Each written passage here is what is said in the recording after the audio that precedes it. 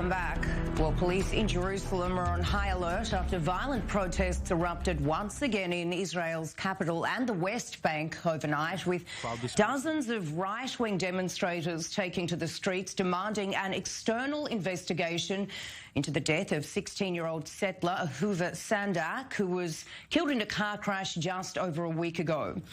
Now, it's alleged that Sandak and others were seen hurling rocks at Palestinians before police went after them, with the vehicle then leaving the road and rolling.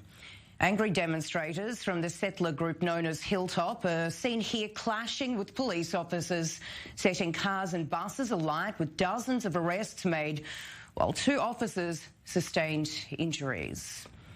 And for more on this story, let's bring in Ariel Kahana, who is diplomatic correspondent for the publication Israel Hayom Daily. Ariel, Happy New Year to you. Thanks so much for coming on to chat to us about this today. Firstly, walk us through this story and what exactly is going on. Hello, Sarah, and thanks for having me. Happy New Year to you and to our watchers. So I'm not sure there is a direct link between the 2 episodes that you mentioned. I mean, there is a story, a very hard story about a young teenager, actually, Ahuva Sandak, who was killed last week during an event with the police, which the police was actually chasing after his car. And afterwards, because of the circumstances of his death, there are demonstrations in Jerusalem. This is one story. What we saw tonight, I would say horrible violence we saw tonight, as far as I understand, is not directly connected. Those who throw the stones that you just show, as far as I understand, belong to a Hasidic group, extreme Hasidic group of the Breslov community. I have to emphasize it's not all of them, just a very small group in Jerusalem, in this community of Breslov. And maybe there are some teenagers who are also friends of the dead teenager who joined the attack we saw in Jerusalem. But again, this very bad attack on the Arab car could happen in any case from time to time. Unfortunately, it happens in Jerusalem. But as I said, I'm not sure there is a direct link between both events. Okay, so Ariel, regarding the first story with this car rolling, killing the 16-year-old boy, what exactly is it that these demonstrators want, given that this 16-year-old was allegedly running from police? So, look, and even if someone is running from police, he shouldn't be dead in the end. Bottom line, this young boy was dead. And even more horrible, he actually, the circumstances of finding him dead was quite awful. It was an hour between the moment that the car crashed with the police. Just 1 hour later, his body was found. And actually, he was behind the teenager's car for an hour, and nobody knows that, and including the police officers. Those circumstances and the fact that the police, which was part of the event, which actually because of the police activities, this guy was killed. The police is the one who is investigating the story. And Ahuvia friends, this guy friends, are saying it doesn't make sense that, first of all, you are related, if not responsible, to this guy's death, and you are now the investigator. It just doesn't make sense that it can go together. That's the reason for the demonstrations. And as I said, the quite unpleasant circumstances of finding him dead. That's the reason we see in the last week even more, I think, on every evening in Jerusalem, very hard demonstrations. A lot of, as you said in the report before, a lot of teenagers being arrested by the police because they demand a different investigation to understand what really happened in that event, in that clash between those teenagers. As you said, they throw stones probably on Palestinians, and what happened between them and the police. Ariel Kahana there. Thank you for that. Certainly a very, very tense time in that region. Right, let's move on now. And the long-running saga that's Brexit is finally done and dusted, with the United Kingdom officially out of the European Union more than 4.5 years after UK citizens cast their vote on the issue. Now, while many people are glad the issue's finally been put to bed, the opposition Labor Party is extremely concerned about the preparedness of the government and the economic impact that the move will have.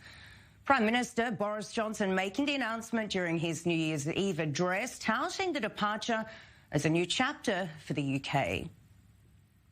This is an amazing moment for this country.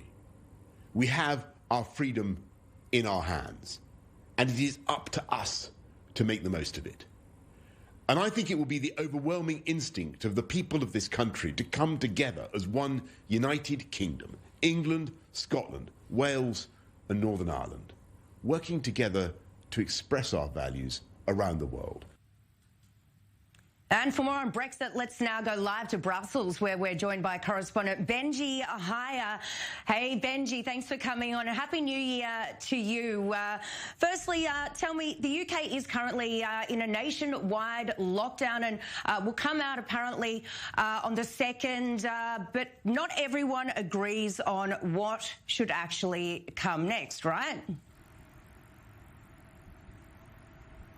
Well, this is obviously at the front of lots of people's minds, the coronavirus lockdown.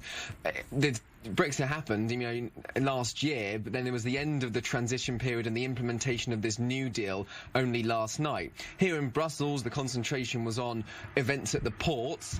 And in the UK, the concentration, as you noted, was sort of elsewhere in regards to trying to celebrate New Year's Eve despite not being able to go out, despite places being shut. The event just kind of passed without much attention whatsoever. So people will look forward to the development of potential vaccines and new implementations of lockdowns or easing of lockdowns, but I think the attention will soon turn back to Brexit. And the reason for that is that given the fact that the UK has left the single market and the customs union, there'll be huge implications for trade, the end to free movement of goods. And that means more paperwork, more checks at the border. Already France have spent something like 40 million euros trying to put in smart border controls to continue that seamless flow of products across the English Channel, where there's about $1.6 billion of money flowing one way or another through trade. Trade, of course, will continue, and the government is trying to make sure that businesses are ready. The fear is, though, that about 30% of businesses feel they are sufficiently prepared.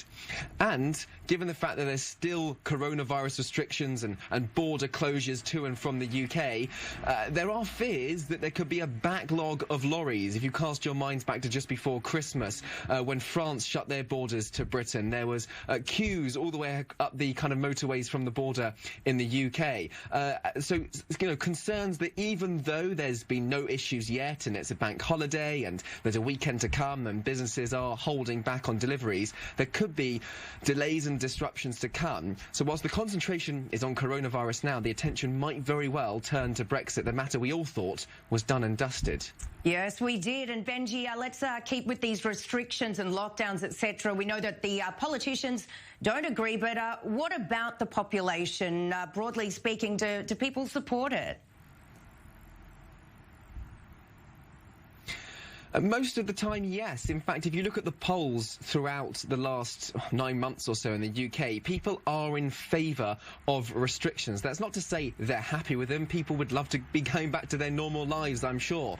Except when you see the continuous headlines about hospitals under strain and the new variant of the virus and the rising cases, there's a general understanding that, of course, things have to be done. And the debate has moved on in terms of lockdowns to also what happens with schools, especially in the UK, but it's also relevant across the rest of Europe, as to whether schools reopen at the start of January. Of course, everyone wants schools to be open. The teachers do, the students do, the governments do.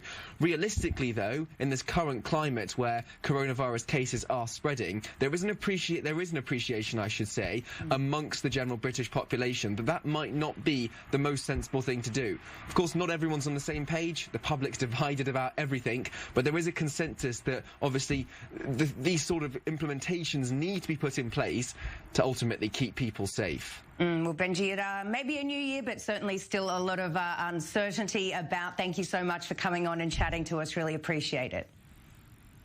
Now, 6 months ago, it was Russia that US intelligence thought may have paid Afghans to kill American soldiers in their country. Now it's China. Senior correspondent Owen Alterman looks at the allegations and why the shoe may or may not fit. As if U.S. troops in Afghanistan didn't have enough to worry about. And as if U.S. relations with China weren't already in tatters.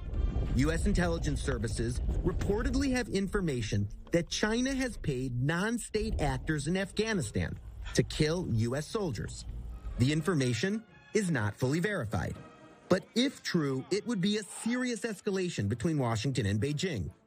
If true, it would also be a departure for China, which for years has towed the line of wanting Afghan peace talks to succeed. China has consistently supported an Afghan-led, broad and inclusive peace and reconciliation process. It hopes that the United States and the Afghan Taliban will maintain the momentum of negotiations. China has been able to advance its goals in Afghanistan even with the United States there. The most important goal? Stopping Afghanistan from being a training ground for extremists in China's own Uyghur Muslim minority, who have suffered human rights abuses in China's Xinjiang province, and in some cases have used violence in the form of the East Turkestan Islamic Movement, or ETIM. Striking against East Turkestan violent terrorist forces that are represented by ETIM is both China's core counterterrorism concern and an important part of the international fight against terrorism. China's second goal, economics, drawing Afghanistan into the Belt and Road Initiative, that Chinese project of highways, railroads, ports, and pipelines across Asia and beyond, with China reportedly offering Afghanistan's Taliban a road network in exchange for peace. Whether China did or did not try to have U.S. troops killed, it is a rising force in Afghanistan, yet another part of the world where China is making a move. All right, so we do have an update on the coronavirus situation right here in Israel, and for more on that, let's bring in our correspondent Emily Rose once again. Emily, tell me what's happening. Yes, Israeli Prime Minister Benjamin Netanyahu making a statement from the Arab village of al-Fahim, saying that Israel has reached the 1 million vaccinations mark. This is a huge feat for Israel. It's only a population of a little bit more than 9 million people. So 1 million people is a big portion of the population and a huge landmark for Israel, which is now branding itself the vaccination nation. So what about, Emily, these other 8 million or so people? Can we expect them to get vaccinated, or rather, are there enough vaccinations for everybody? So there was a bit of confusion initially, and it wasn't clear when the general population would be actually allowed to get this vaccination. Right now, it looks as though over 40% of those in their 60s have actually already received the vaccine, as well as healthcare workers. So that's good news. Edelstein did say yesterday, the health minister did say that the general population would actually be able to get the vaccine only perhaps in the beginning of February. There would be a 2-week break starting January 10th that would allow for people to get the second round of the vaccine to ensure that it wouldn't run out, and the people who got the first shot would actually also be able to get the second shot. All right, Emily Rose there on the streets of Tel Aviv. Thank you for bringing us that update, and that is all we have time for this edition of I-24 News. I'm Sarah Coates.